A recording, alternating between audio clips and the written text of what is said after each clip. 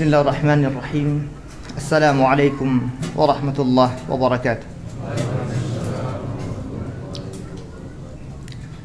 Innal hamdalillah nahmaduhu wa nasta'inuhu wa nastaghfiruh wa na'udzu billahi min shururi anfusina wa min sayyiati a'malina. May yahdihillahu fala mudilla lahu wa may yudlil fala hadiya lahu. Wa ashhadu an la ilaha illallah wahdahu la syarika lahu. وأشهد أن محمدا عبده ورسوله لا نبي ولا رسول بعده يا أيها الذين آمنوا اتقوا الله حق تقاته ولا تموتن إلا وأنتم مسلمون أما بعد فإن أصدق الحديث كتاب الله وخير الهدي هدي محمد صلى الله عليه وسلم وشر الأمور محدثاتها فإن كل محدثة بدعة وكل بدعة ضلالة وكل ضلالة في النار. معاشر المسلمين والmuslimat rahimani rahimakumullah. Kita bersyukur kepada Allah Subhanahu wa taala sampai malam hari ini Allah tabaraka wa taala masih mencurahkan karunia dan nikmatnya kepada kita semua. Nikmat yang sangat besar ketika kita masih beriman kepada Allah Subhanahu wa taala. Sampai detik ini kita masih berusaha untuk tetap beriman kepada Allah Subhanahu wa taala dan Allah memberikan izinnya kepada kita semua. Di antara bentuk keimanan kita kepada Allah, kita menunaikan ibadah salat maghrib berjamaah. Bahkan kemudian dilanjutkan dengan majlis ilm, majlis dzikir, mengingat Allah Subhanahu wa taala. Ya insyaallah pula nantinya kita akan laksanakan salat isya berjamaah. Semoga Allah Subhanahu wa taala senantiasa memberikan hidayah dan taufiknya kepada kita semua. Amin ya rabbal alamin. Salawat beriring salam semoga senantiasa tercurah kepada Nabi kita Muhammad sallallahu alaihi wasallam, kepada keluarga beliau, para sahabat, para tabi'in, atba'at tabi'in, dan setiap orang yang mengikuti mereka semua dalam beribadah kepada Allah Subhanahu wa taala sampai Allah wafatkan mereka. Semoga kita semua juga sama digolongkan ke golongan ini. Amin ya rabbal alamin. Ma'asyiral muslimin rahimani rahimakumullah. Hari ini kita sudah berada di awal bulan Sya'ban. Benar? Tanggal berapa sekarang? Tanggal 2 bulan Sya'ban. Tanggal 1 tadi siang. Ketika sudah matahari terbenam, maka sudah masuk bulan tanggal baru. Untuk Hijriah begitu. Dilihat bulan. Ketika hilal sudah masuk, matahari tenggelam, maka dia masuk tanggal baru. Kita sudah masuk insyaallah bulan Sya'ban tanggal 2. Tinggal menghitung hari. Sebentar lagi kita siap-siap akan menyambut bulan Ramadan. Karenanya sebelum masuk bulan Ramadan, kita coba membekali diri kita. Assalamualaikum warahmatullahi wabarakatuh. Membekali diri kita sebelum masuk bulan Ramadan. Kalau orang mau bertarung, maka dia harus mempersiapkan segala sesuatunya. Kalau pertarungan, mempersiapkan persenjataan. Kalau dia dalam menempuh safar, perjalanan, dia siapkan perbekalan yang banyak.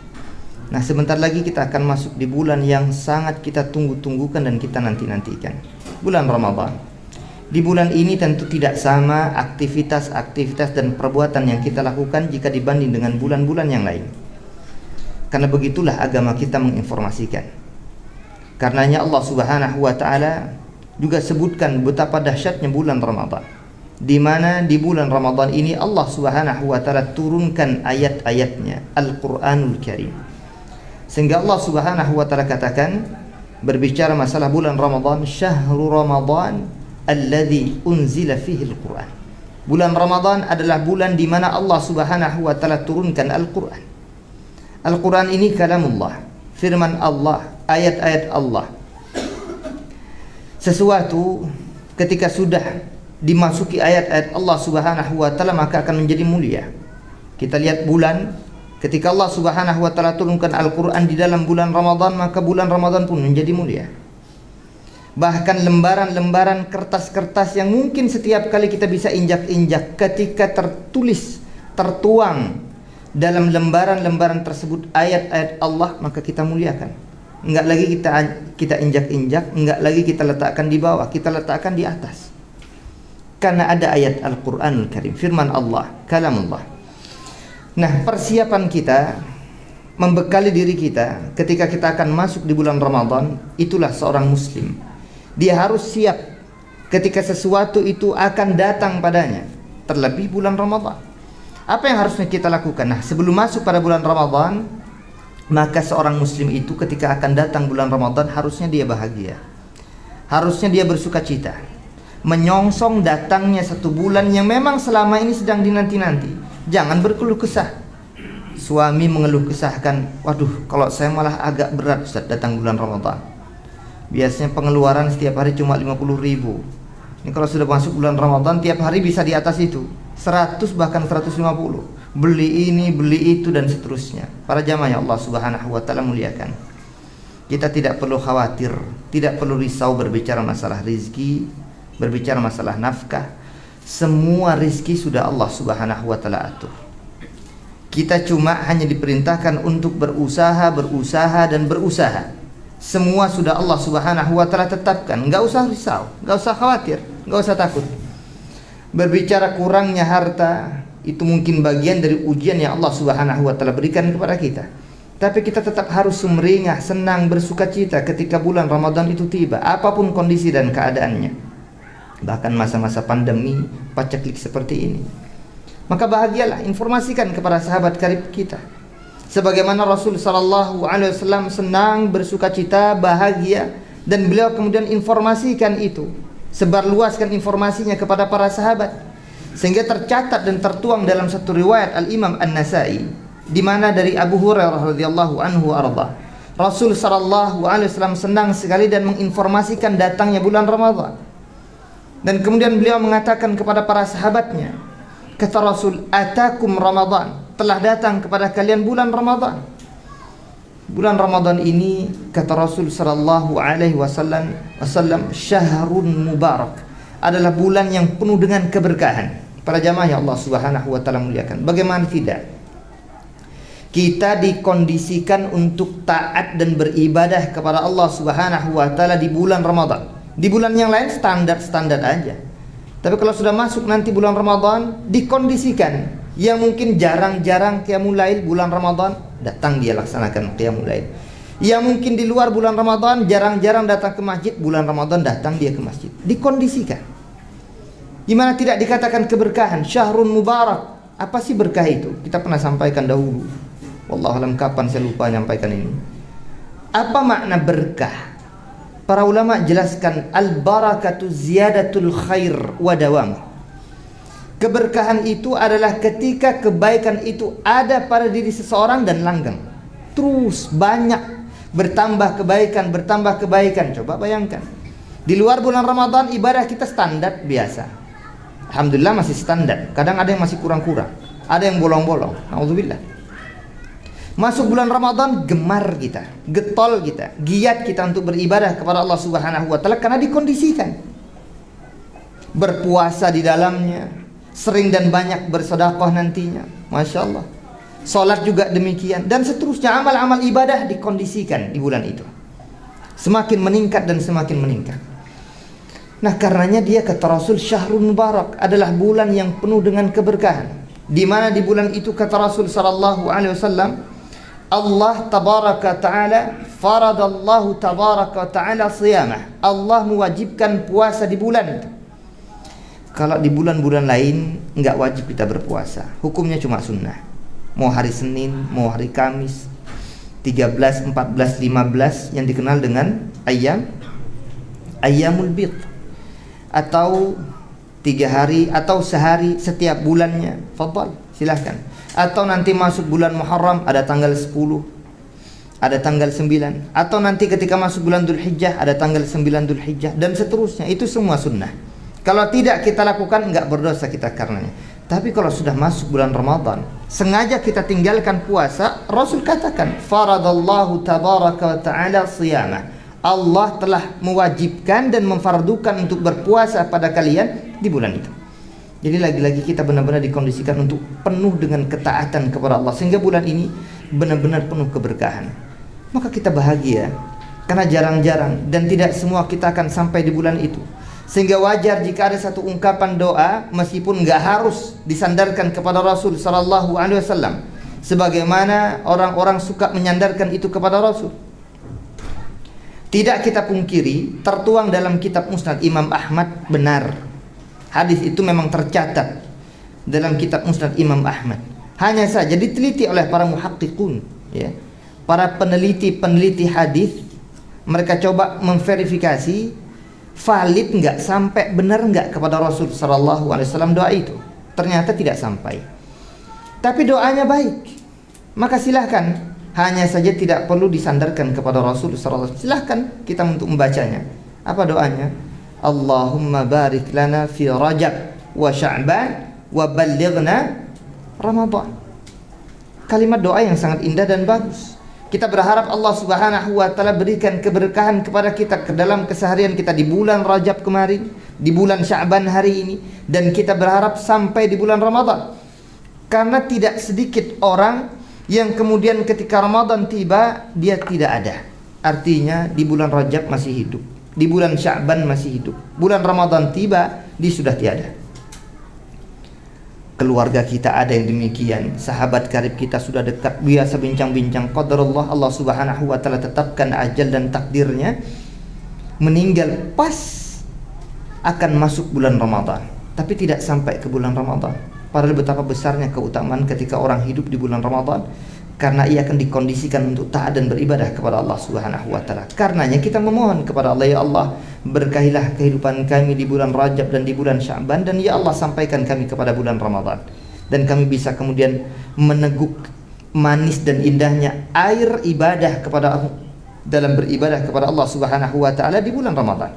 Karenanya para jamaah Allah Subhanahu wa taala muliakan, kita harus senang bahagia ketika bulan Ramadan itu tiba, dengan cara kita semakin meningkatkan taraf keimanan dan ketakwaan serta ibadah kita kepada Allah tabaraka wa taala. Baik, sehingga yang pertama hendaknya kita berbahagia, kita bersyukur kepada Allah Subhanahu wa taala jika nanti kita sampai masuk di bulan Ramadan. Kemudian yang kedua, persiapan kita membekali diri kita sebelum masuk bulan Ramadan dengan ilmu. Karena di bulan Ramadan ini ibadah enggak hanya puasa. Dan kalau ibadah puasa pun nanti banyak macam-macamnya. Pelajari kembali tentang ahkam-ahkam, hukum-hukum tentang puasa. Pelajari lagi. Saya dulu pernah belajar Ustaz, alhamdulillah dulu pernah belajar, tapi tidak menutup kemungkinan lupa tentang satu hukum ketika seseorang masuk di bulan Ramadan dalam kondisi dan keadaan safar. Bolehkah dia berbuka misalkan? Dia safar, kemudian mana kira-kira yang lebih utama untuknya? Pelajari. Ada satu buku juga bagus ya, tentang fikih, Sahih Fikih Sunnah karangan Syekh Abu Malik Kamal, itu bagus juga untuk antum baca. Ada 4 jilid di situ, tapi satu pembahasan khusus di jilid yang kedua tentang hukum puasa. Pelajari di sana tentang hukum-hukum puasa. Karena kita akan masuk di bulan Ramadan, bagaimana kita berpuasa untuk dan karena Allah Subhanahu wa taala. Jangan sampai masuk di bulan itu kosong otak kita. Masuk bulan Ramadan intinya puasa. Apa sih puasa itu? Tidak makan, tidak minum, tidak melakukan hubungan intim dan seterusnya. Itu ya puasa juga secara zahir. Tapi bagaimana kita mengimplementasikan puasa yang sebenarnya? Karena sejatinya puasa tidak hanya menahan haus, dahaga, dan lapar saja, tentu tidak. Banyak hukum-hukum nanti dimasuk di dalamnya. Bagaimana seseorang ketika dia berbekam, boleh nggak berpuasa berbekam? Pelajari hukum-hukum itu. Karena bukan sekarang saatnya kita untuk menjelaskan satu persatu, karena kehabisan waktu kita nantinya.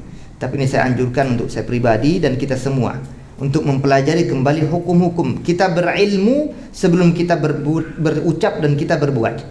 Makanya ada satu pembahasan yang ditulis oleh Imam Al-Bukhari, al-ilmu qabla al-qawli wal-amal. Berilmu dulu, faham dulu, mengerti dulu, baru berkata-kata, berucap, menyampaikan ini, itu, dan seterusnya, dan kemudian dia berbuat. Kalau tidak mengerti, nggak faham, berbuat salah, banyak akan terjadi kesalahan ketika orang tidak memiliki ilmu. Karenanya belajar dulu. Orang mau menikah, intinya kan nikah, Ustaz. Enggak. Nih yang muda-muda yang belum nikah misalkan, pelajari tentang hukum nikah. Belajar hukum nikah nggak berarti harus menjadi ustadz dalam masalah nikah, tidak. Agar kita mengerti dan faham apa sih yang dimaksud, bagaimana seorang pemuda, seorang pemudi membangun rumah tangga, mahligai, berumah tangga, nanti apa harus dilakukan, pelajari semuanya. Jadi kita harus berilmu sebelum kita melakukan sesuatu. Termasuk ketika kita akan masuk di bulan Ramadan, berpuasa dan seterusnya, maka kita harus pahami dan mengerti dulu ilmu-ilmunya. Maka ilmui dulu aktivitas-aktivitas ibadah kita nanti masuk di bulan Ramadan. Enggak usah sampai bulan Ramadan. Ini sebentar lagi juga ramai. Kita masuk sekarang di bulan Sya'ban. Nanti masuk pada Lailat Nisf Sya'ban, malam pertengahan bulan Sya'ban. Ada saja di tengah-tengah kaum muslimin yang punya anggapan-anggapan ini, itu, dan seterusnya, melakukan aktivitas-aktivitas tertentu yang sejatinya jika itu disandarkan kepada agama, disandarkan kepada Al-Quran dan hadis, ada enggak sandarannya? Jika ada, maka kita bisa laksanakan. Sebagaimana dulu pernah terjadi pada beberapa tabi'in di bumi Syam.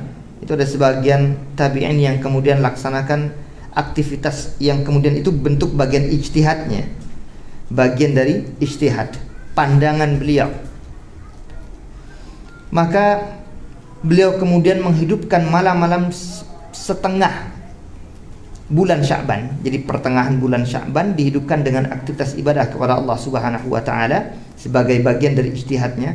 Hanya saja hadis-hadisnya ditulis oleh Imam Ibn Rajab Al-Hambali dalam kitab beliau Lataif Al-Ma'arif. Semua hadis-hadis yang menjelaskan tentang itu semua beliau katakan dhaif, remah, tidak kuat. Sehingga kita ingin bersandar kemana? Orang kalau ingin menyandarkan sesuatu kepada sesuatu yang lain, yang disandarkan itu, ketika disandarkan kepada sesuatu menjadi sandarannya, sandarannya harus kuat. Kalau sandaran itu tidak kuat, roboh. Ini seperti tembok nih, tiang-tiang, kemudian di atasnya ada atap-atap, lantai 1, lantai 2, 3, dan seterusnya. Kalau tiangnya lemah, roboh. Maka sandaran itu harus kuat, lebih-lebih dalam beragama dan beribadah kepada Allah Subhanahu wa taala. Ya tentu itu kita lihat dari segi bagaimana para ulama memandang hadis-hadis tersebut. Dan bahkan tidak sedikit hadis-hadis maudhu dibuatkan. Sejatinya niatnya baik. Niatnya memotivasi orang agar taat dan beribadah kepada Allah. Akan tetapi masih banyak dalil-dalil sahih yang lain yang hendaknya dilaksanakan. Dan enggak harus nunggu malam setengah bulan Sya'ban, enggak harus. Enggak hanya di pertengahan bulan Sya'ban, setiap malam kita laksanakan qiyamul lail, berpuasa di bulan Sya'ban. Bahkan nanti kita akan lihat bagaimana Rasul sallallahu alaihi wasallam contohkan, beliau sangat gemar sekali untuk menaikkan aktivitas ibadah puasa di bulan Sya'ban, tidak sama dengan di bulan-bulan yang lain. Nanti kita akan bacakan riwayat dari Ibunda Aisyah radhiyallahu anha insyaallah. Nah, para jemaah Allah Subhanahu wa taala muliakan, sehingga sesuatu yang akan kita lakukan itu harus diilmui dulu. Harus ada sandaran dalilnya. Dari Al-Quran kah, hadis-hadis Rasul sallallahu alaihi wasallam yang sahih kah, atau paling tidak ijma' kah, atau minimal qiyas yang sahih. Qiyas yang sahih. Jika itu semua tidak ada, maka kemudian tidak bisa kita laksanakan buat-buat sendiri. Dulu seingat saya kita juga pernah lakukan aktivitas itu. Jadi masuk pertengahan bulan Sya'ban, bawa air gitu ya, dibacakan ini, bacakan itu, dan seterusnya. Nah pertanyaannya, ini dianggap apa? baik. Apakah datangkan pahala dan ganjaran? Oh iya, berpahala. Nah, kalau berbicara pahala dan ganjaran, maka otomatis berbicara dalil. Aktivitas semacam ini ditunjukkan dalil apa tidak? Kalau tidak, maka jangan sandarkan kepada agama. Khawatir kita terkena ungkapan Rasul sallallahu alaihi wasallam, "Man ahdatsa fi amrina hadza ma laysa minhu fahuwa rad." Atau dalam ungkapan hadis yang lain, "Man 'amila 'amalan laysa 'alaihi amruna fahuwa rad." Sayang, capek-capek berbuat nggak dapatkan pahala. Mending kalau cuma hanya nggak dapatkan.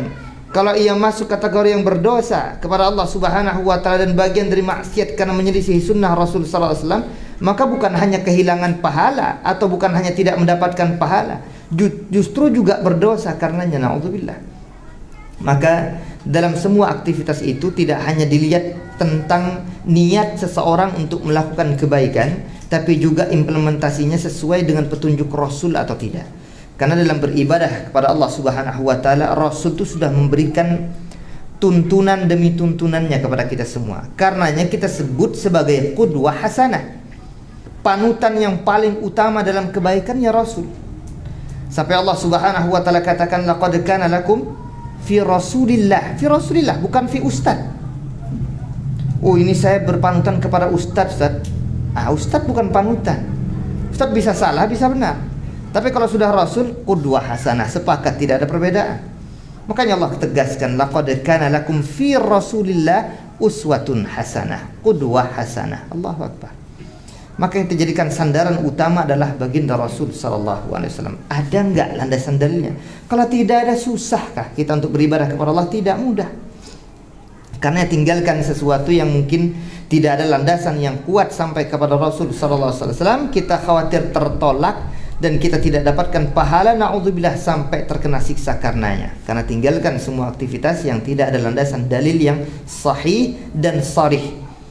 Landasan dalil yang sahih maksudnya benar, valid, yang sharih yang jelas. Karena dalil itu nanti dalilnya sahih tapi enggak sharih, enggak mengindikasikan langsung tentang perbuatan tadi. Bisa jadi bukan itu yang dimaksud dari hadis tersebut, tapi adalah perbuatan yang lain, dan itu namanya sesuatu yang masih belum jelas. Karenanya diteliti kembali hadis-hadis yang sahih tersebut, enggak langsung bisa diaplikasikan sampai dilihat kemana kira-kira indikasinya. Tapi para jamaah Allah Subhanahu wa taala, maka yang kedua ini sebagai bekal kita, coba kita ilmui dulu aktivitas-aktivitas yang nanti kita akan lakukan di bulan Ramadan, baik tentang hukum i'tikafnya seperti apa, hukum puasanya seperti apa, termasuk qiyamul lail bagaimana. Memang tidak perlu dan tidak harus diributkan kembali tentang apakah 11-23. Tapi yang harusnya kita lakukan bagaimana menegakkan ibadah qiyamul lail dengan sekhusyuk-khusyuknya ketika nanti masuk bulan Ramadan. Bagaimana mendatangkan aktivitas dan perkara-perkara yang bermanfaat dan berfaedah ketika kita berada di bulan Ramadan. Baik, ini yang kedua. Kemudian yang ketiga, hendaknya setiap kita ketika akan mempersiapkan diri masuk bulan Ramadan ini banyak-banyak mohon ampun kepada Allah Subhanahu wa taala. Kembali dan bertaubat kepada Allah tabaraka wa taala. Banyaknya kekurangan, banyaknya kekhilafan, banyaknya kesalahan yang kita lakukan hari ini jangan sampai mempersusah urusan kita dalam beribadah kepada Allah Subhanahu wa taala nanti masuk di bulan Ramadan. Karenanya kita terus memohon ampunan kepada Allah, kembali kepada Allah Subhanahu wa taala dengan ungkapan yang sangat bagus diajarkan oleh Rasul sallallahu alaihi wasallam dalam satu hadis yang dikeluarkan oleh Al-Imam Al-Bukhari dan Al-Imam Muslim, dengan permohonan ampun, Allahumma firli, ya Allah, ampunilah untukku khati'ati, kesalahan-kesalahan yang aku lakukan, wajahli, dan kebodohanku. Jadi kita ini kadang melakukan kesalahan tuh macam-macam. Ada yang sengaja, ada yang enggak sengaja. Ada yang kadang benar-benar tahu bahwa itu kesalahan tapi masih dilakukan. Ada juga melakukan kesalahan karena tidak tahu, kebodohan.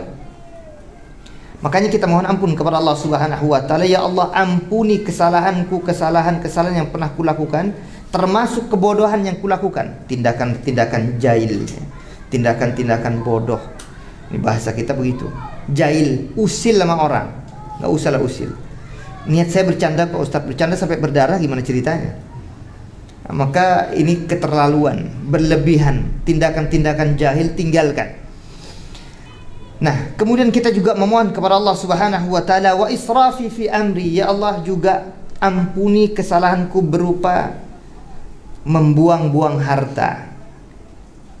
Israf, berlebih-lebihan, berfoya-foya, buang-buang harta, enggak mendatangkan manfaat dari apa yang dimiliki. Jadi israf itu, agama tidak pernah membatasi orang punya harta sekian-sekian, enggak. Boleh enggak Ustadz saya punya 2 mobil? Ada larangannya di Al-Quran? Ada larangannya di hadis? Enggak ada. Yang dilarang itu israfnya. Mubadzir, enggak terpakai, punya ini, punya itu, punya ini, punya itu, tapi enggak pernah dipakai, enggak pernah dimanfaatkan. Hari akhir ditanya, ini diapain aja nih? Enggak diapa-apain kok. Untuk apa? Maka paling tidak kalau bisa disedekahkan agar benar-benar menjadi harta kita kelak di hari akhir. Karena harta itu 3 yang dimiliki oleh seorang hamba. Yang pertama makanan yang kita makan, yang di dalam lemari es bukan milik kita itu, tapi yang sudah berada di lemari perut kita, itu baru milik kita. Paham maksudnya? Yang sudah kita makan, yang sudah kita minum, yang kemudian menjadi, mohon maaf, kotoran itu milik kita. Yang kedua, pakaian yang kita pakai, kita beli sampai usang, itu milik kita. Tapi kalau sudah sederet sekarang masih berada dan banyak di lemari-lemari baju kita, itu belum tentu milik kita terus.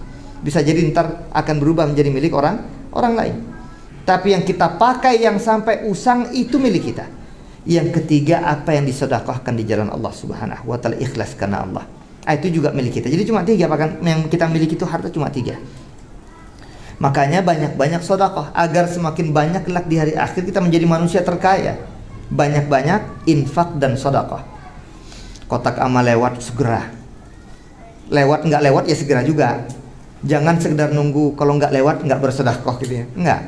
Berusaha ada atau tidak yang lewat di depan kita, kita cari untuk bagaimana berinfak dan bersedekah. Jangan harus dipancing-pancing dulu. Jangan harus disuruh-suruh dulu. Kalau kata Ustaz, infak, sedekah, pahalanya sekian, keutamanya sekian, baru semangat. Berusaha untuk menyemangati diri sendiri karena itu untuk pribadi kita.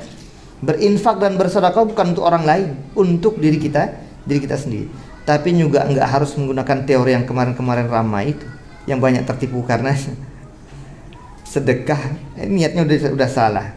Wala tamnun tastakthir. Allah jelaskan itu. Jangan kau memberi berharap lebih. Ya enggak dapat. Nangislah akhirnya. Kecewa kan, berharap sama manusia. Jadi aktivitasnya benar, tapi niatnya salah, ya percuma. Salah. Bersedekah bukan untuk dapatkan duniawi. Jangan, kasihan, sayang, habis di situ saja. Maka berinfak dan bersedekah itu benar-benar untuk dan karena Allah Subhanahu wa taala, yang kita niatkan pahala dan ganjar kelak di hari akhir, yang akan menjadi harta kita yang abadi. Ini sayang dan sangat sungguh kita sayangkan. Kemudian orang diprovokasi dengan cara-cara semacam itu ya. Ayo bersedekah akan dapatkan motor. Kau keluarkan motor dapatkan mobil, apa ini? Astagfirullahaladzim. Kita lanjut. Perbanyak mohon ampun kepada Allah Subhanahu wa taala dan perbanyak bertaubat kembali kepada Allah Tabaraka wa taala. Kita memohon kepada Allah, Allahumma firli khati'ati, ya Allah ampuni kesalahan-kesalahan wa jahli dan kebodohanku, wa israfi fi amri, dan segala dalam perkara-perkara dan urusanku yang nampaknya berfoya-foya di dalamnya. Israf, tabdzir, tinggalkan itu semua. Kita memohon ampun kepada Allah Subhanahu wa taala. Dan kemudian kita mengatakan pengakuan, wa ma anta a'lamu bihi minni, dan apa saja yang engkau ya Allah lebih tahu daripada diriku sendiri. Harus kita akui Allah Subhanahu wa taala lebih tahu bahkan tentang diri kita sendiri. Jangan merasa saya lebih tahu daripada siapapun. Iya dengan orang lain, tapi jika dengan Allah Subhanahu wa taala, Allah yang Maha tahu tentang apa yang ada pada diri kita. Maka itu kita akui, dan inilah pengakuan yang tertinggi. Ketika seorang hamba mengakui Allah Subhanahu wa taala Maha mengetahui. Wa ma anta a'lamu bihi minni, dan segala sesuatu ya Allah yang engkau lebih tahu daripada aku dalam urusan itu. Maka kita kembalikan kepada Allah Subhanahu wa taala. Dan kemudian kita juga mohon kepada Allah Subhanahu wa taala, Allahumma firli jiddi wa hazli. Ya Allah, ampunilah kesalahan-kesalahan yang aku lakukan dengan kebenaran, sungguh-sungguh, maksudnya Ketika seseorang melakukan kesalahan dengan sungguh-sungguh, lihat, kesalahan sungguh-sungguh, beneran dia melakukan kesalahan karena memang dia sengaja. Karena ada orang melakukan kesalahan itu, ada orang memang sengaja untuk melakukan kesalahan, ada orang yang gak ingin melakukan kesalahan tapi terjadi kesalahan itu. Dia niatnya bercanda, bergurau, tapi jatuh pada kesalahan dan kemaksiatan. Contoh, bercanda dengan dusta, itu kan gak dibenarkan dalam agama. Karena Rasul SAW kalau bercanda, Rasul itu juga sama manusia biasa. Beliau juga bersenda gurau, enggak kehidupannya murung aja, semangat dalam beribadah saja, enggak. Beliau juga memiliki candaan-candaan dan gurau yang dituliskan dalam buku-buku para ulama kita. Tapi setiap canda dan gurau beliau itu hak, benar, enggak berdusta. Paling tidak tauriah. Tauriah itu adalah mengungkapkan satu kata yang bisa memiliki dua makna atau lebih. Itu banyak dalam ungkapan-ungkapan dalam keseharian kita juga demikian. Karena kalimat-kalimat tauriah ini sejatinya bukan kebohongan, tapi menyebutkan satu kata yang ada kemungkinan maknanya dua atau bahkan lebih. Yang diinginkan makna yang kedua. Karena banyak orang memahami maksudnya adalah makna yang pertama. Nah, itu juga boleh. Dalam tauriah diperkenankan, tapi enggak tiap hari bertauriah. Mau kemana? Mau ke sana. Ke sana tuh banyak. Ke sana mana kan itu. Jadi orang terlalu banyak menggunakan tauriah, khawatir nanti jatuh pada kebohongan. Nah, tauriah itu dalam kondisi-kondisi tertentu, begitu pula dengan candaan dan gurauan. Enggak setiap hari bercanda dan bergurau, sekali-sekali sebagai bumbu saja. Sama seperti garam, tahu garam ya? Jadi tertawa, tersenyum dalam kondisi canda dan gurauan itu ibarat dalam masakan garam. Kalau kebanyakan garam enak nggak kira-kira? Apalagi kajian, kebanyakan gurauan, asam semua, asin semua, enggak ada manis-manisnya, enggak ada nikmat-nikmatnya, bukan sedap yang didapat karena kebanyakan gurauan, sehingga asin karena garamnya terlalu banyak. Tapi sehingga yang ketiga ini, perbanyak istighfar kepada Allah Subhanahu wa taala, mohon ampun kepada Allah dan kembali kepada Allah Subhanahu wa taala. Dan kita juga memohon kepada Allah Subhanahu wa taala ampunan, agar Allah tabaraka memberikan ampunan kepada kita semua dalam kesalahan yang kita sengaja, wa khati'ati wa amdi wa kullu dzalika indi. Akui semua kesalahan itu ada pada diri kita. Jadi yang sengaja, enggak sengaja, beneran atau cuma hanya candaan, itu semua terjadi pada kita. Bahkan bukan hanya manusia seperti kita, tapi juga bahkan Rasul sallallahu alaihi wasallam. Karenanya perbanyak istighfar, yang dengan itu insyaallah ketika sudah dibersihkan hati kita dari kemaksiatan dan debu-debu dosa itu, mudah masuk dalam bulan Ramadan, aktivitas ibadah kita di dalamnya dimudahkan oleh Allah Subhanahu wa taala. Yang ketiga. Yang keempat, sebagai bekal kita menuju Ramadan ini, hendaknya kita memohon doa, memohon dan meminta kepada Allah Subhanahu wa taala, perbanyak doa. Memohon dan berdoa kepada Allah Subhanahu wa taala ini sebagaimana tadi kita sampaikan, doa yang bisa kita terapkan, hanya saja tidak perlu disandarkan kepada Rasul, adalah ungkapan Allahumma barik lana fi Rajab wa Sya'ban wa ballighna Ramadan. Kita berharap disampaikan di bulan Ramadan dan diberikan kemudahan. Karenanya ada satu doa yang juga harus kita terus baca agar diberikan kemudahan demi kemudahan dalam beribadah kepada Allah Subhanahu wa taala. Allahumma la sahla illa ma ja'altahu sahla wa anta taj'alul hazna idza syi'ta sahla. Ya Allah, tidak ada kemudahan ini kecuali apa-apa yang kau buat mudah. Jadi jangan merasa, oh urusan ini mudah kok bagi saya Ustaz. Masya Allah, mudah.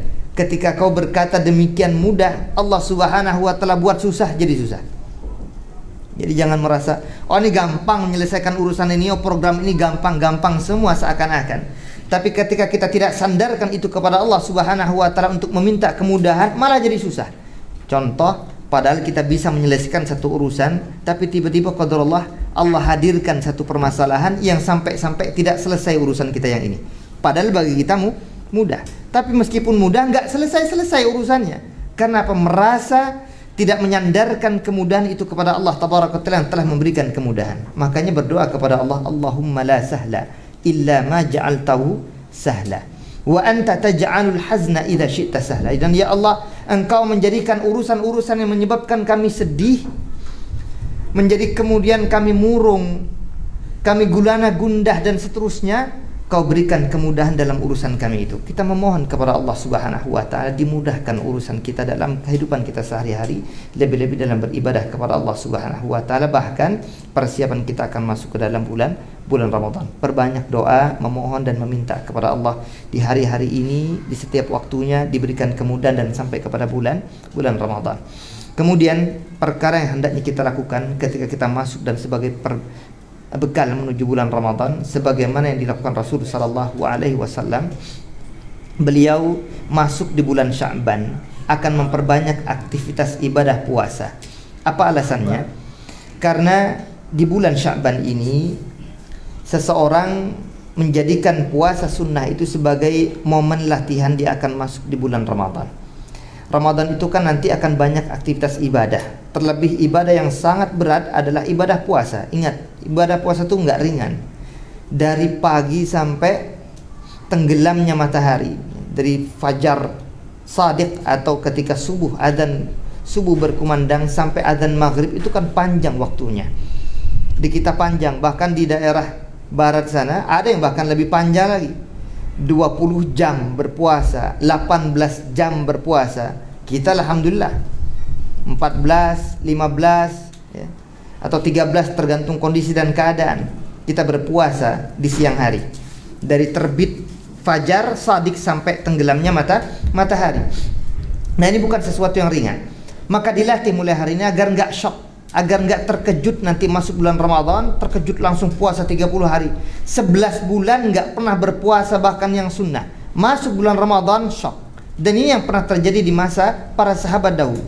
Ketika pertama kali ayat turun, kutiba alaikumusiyam kama kutiba alal ladzina min qablikum la'allakum tattaqun. Ya ayyuhalladzina amanu, wahai orang-orang yang beriman, diwajibkan atas kalian untuk berpuasa. Berat di masa itu. Tapi kemudian diturunkan ayat, tadinya boleh fidyatun ta'amu miskin. Orang yang mungkin berat bisa berpuasa, tapi berat karena jarang-jarang berpuasa, sekali datang langsung 30 hari. Kan berat begitu. Awal-awal Islam, awal-awal turunnya ayat ini berat sebagian sahabat untuk melakukan, maka diperkenankan oleh Allah fidyatun ta'amu miskin. Yang berat silahkan diganti dengan cara bayar fidyah. Tapi setelah itu berikutnya enggak. Langsung Allah turunkan faman syahida minkumus syahra falyasum.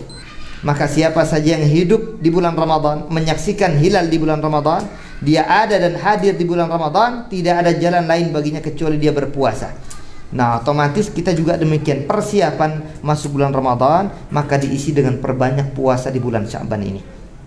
Jadi ketika kita masuk di bulan ini, nanti cari, silahkan, boleh berpuasa di hari apa saja. Tapi saya pribadi sarankan hindari sementara hari Jumat atau hari Sabtu, ya. Kecuali kalau kita ingin puasa banyak sekalian. Kalau mengkhususkan hanya puasa hari Sabtu, saya sarankan jangan. Tapi kalau kita puasa sehari sebelum atau sehari setelah, silahkan. Karena itu yang dikatakan oleh Rasul sallallahu alaihi wasallam, jangan khususkan baik hari Jumatnya ataupun hari Sabtunya dengan puasa sehari. Kalau mau puasa sehari sebelum juga dan puasa sehari setelah juga atau sekalian. Jadi 2 hari atau 3 hari. Jadi bisa puasa Jumat Sabtu atau Sabtu Ahad atau Jumat Sabtu Ahad, silahkan. Tapi kalau cuma hanya Jumat saja ada larangannya, Sabtu saja ada larangannya. Ini larangan untuk puasa-puasa sunnah secara umum. Hanya saja di bulan Sya'ban Rasul sallallahu alaihi wasallam sebagaimana dikatakan dan dituturkan oleh Ibunda Aisyah radhiyallahu anha wa ardhaha, bahwasanya beliau melakukan ibadah puasa tidak pernah sebanyak di bulan Sya'ban, kalah semua bulan-bulan lain kecuali itu bulan Ramadan. Kalau bulan Ramadan benar-benar full dari hari pertama sampai hari terakhir di bulan Ramadan semuanya puasa. Tapi untuk di bulan Sya'ban itu hampir full. Karenanya ada larangan juga. Kita tidak diperkenankan untuk berpuasa sehari atau 2 hari sebelum Ramadan. Rasul sallallahu alaihi wasallam katakan, la yataqaddamanna ahadukum Ramadan bisiyami yaumin aw yaumain.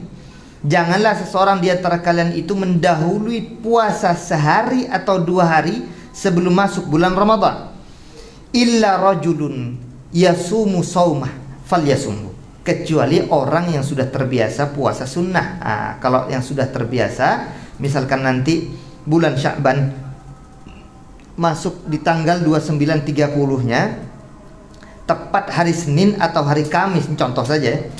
Senin dia terbiasa berpuasa atau Kamis dia terbiasa untuk berpuasa, maka diperkenankan dan diperbolehkan bagi orang tersebut. Tapi yang jarang-jarang, puasa sunnah, bukan hanya seminggu 2 minggu, sekali bahkan sebulan 2 bulan bahkan jarang, maka dilarang untuk berpuasa sehari atau 2 hari sebelum bulan Ramadan.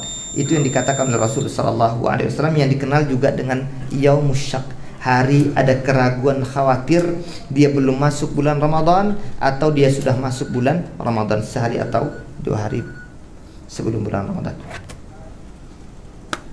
Kita ada diskusi tanya jawab. Baik, kita sudahi dan kita akhiri. Semoga yang sedikit ini bermanfaat untuk kita semua.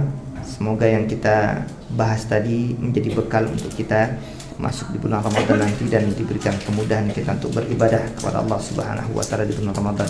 Allahumma barik lana fi Rajab wa Sya'ban wa balighna Ramadan. Wa sallallahu ala nabiyyina Muhammad wa ala alihi wa sahbihi wa sallam. Subhanakallahumma wa bihamdika asyhadu an la ilaha illa anta astaghfiruka wa atubu ilaik. Assalamualaikum warahmatullahi wabarakatuh.